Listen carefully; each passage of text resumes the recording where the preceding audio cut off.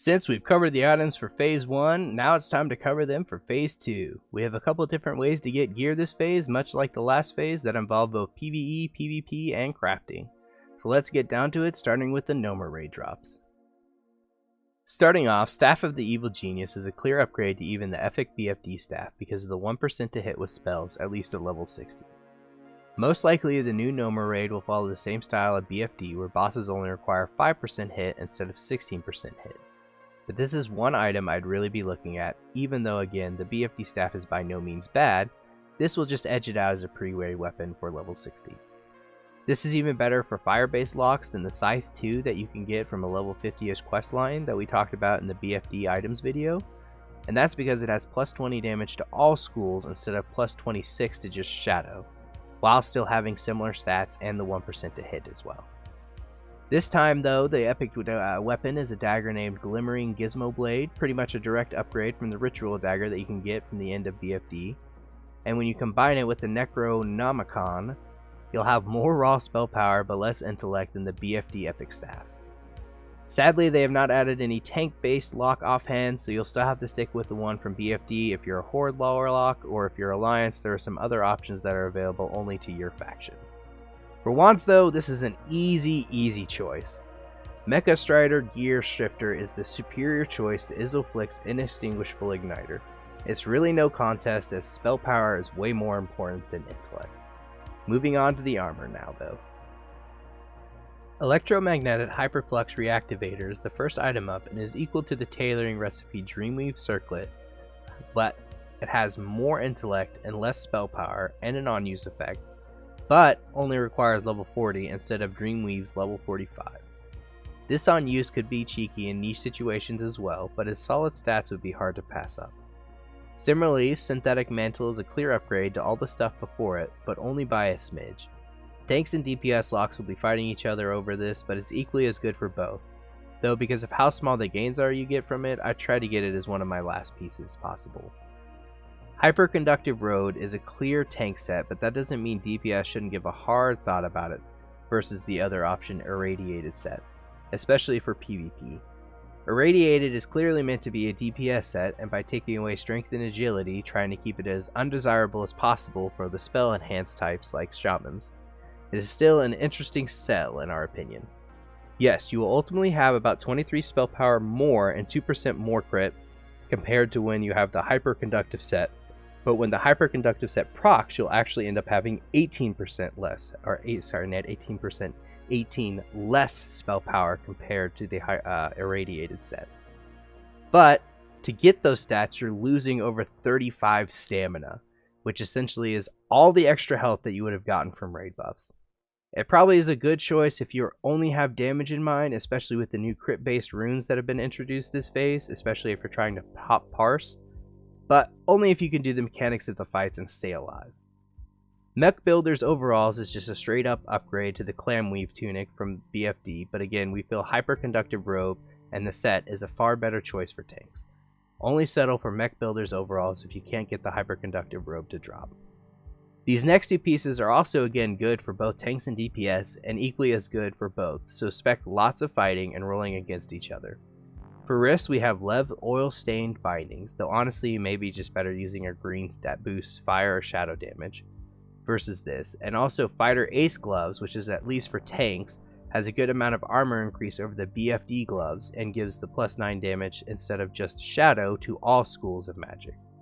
However, for DPS, they're not bad, but if you're trying to min-max, you'll probably want to look at the tailor crafted items like Dreamweave gloves, or even potentially just of the fiery or of the shadow greens. Volatile Concatenation Belt, oh my lord, they've basically just given us a Banthox sash for free early on, so be sure to try and get this belt if you get any piece of loot from this raid. It will easily carry you to pre-this raid, even if they release another leveling raid at level 50. It is that good. For pants, if you are going for the set pieces, you obviously don't really have a choice, but even by themselves, they're just pretty good pieces, even if you aren't going for the set bonus. Same for the boots, similar as the legs. They require, if you're going for the set, you are required to wear them. If not, I'd probably just stick with my tailoring boots from BFD, so I get the 1% hit and a little bit of stamina, a little bit of intellect, a little bit of spell power. But one thing to note, there is a set of boots named Acidic Waders that will supposedly drop from these. And by themselves, they are not a very good set of boots. However, if raiding is anything like it is in regular vanilla, you will need a nature resist set for AQ40. And this will be one of the best items that you can get to put into your nature resist set. So getting it now and banking it, it's probably a good idea. Otherwise, if you aren't going with the sets, again, just keep using the epic tailoring boots from BFD. Lastly, for cloaks, Ingenuity's cover is basically all you can ask for stats-wise in a cloak this phase, and is going to be the best option for tanks and DPS compared to everything else, so expect lots of competition as well for that. Blizzard has introduced multiple epic jewelry options this time around, and for necklaces, that's the piston pendant. It's basically as good as one you can ask for around this level range. And whether it's a drop from a boss or something you get from a quest reward similar to the Void Pearls is yet to be seen. They also introduced epic rings as well, and hypercharged gear conflagration is going to be a good option to use until you get something better, and then bank it in case you need arcane or, more importantly, nature resist for future raids. Another ring, Electrocutioner Hex Nut, isn't that good compared to even the BFD version of rings that you can get, really only having stamina instead of intellect and an additional 1 damage, but an upgrade is an upgrade. However, if you're in any sort of SR, DKP, or EGPG type system where you bid for your gear, I try to put that at the lower part of my list and be one of the last options I would get if I even ever got it. Finally, for trinkets, we get Miniaturized Combustion Chamber, which is basically equivalent to the Pearl Trinket, except we get Fire Resist and Intellect 2 and 1 additional spell power. These will easily last to 60, but at 60 you'll want to replace them to get the Briarwood Reed, and if it's in, the Dire Maul Trinket as soon as possible to replace them. However, again, since it has a bit of fire resist, it may be useful to bank for Molten Core if the fights will still require some sort of fire resist. But at least the fire resist you have on this will still give a little bit of your damage stats too. Tanks, though, now have an additional option to choose from beyond those 2 spell power trinkets from BFD and then the Combustion Chamber. Werdal's Hardened Core can be swapped in or held for future raids as well if you need some more survivability. Though this ends the Gnomer gear review, we do have a few PvP options to go over and a few tailoring options, but they will unfortunately be a bit shorter sections since we don't really have any more information or idea of how to obtain these through the PvP event. Blizzard will be introducing another PvP event called Blood Moons to Stranglethorn Vale that rewards epic rings and a trinket for Warlocks.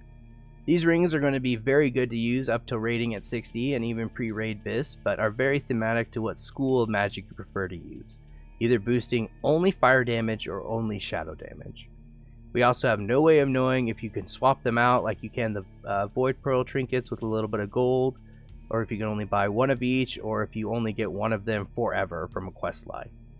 The trinket is whatever. It could be seen as some niche farming lower level content at 60 for like a quick AoE, but doesn't excite me in any way the same shape as the rings do.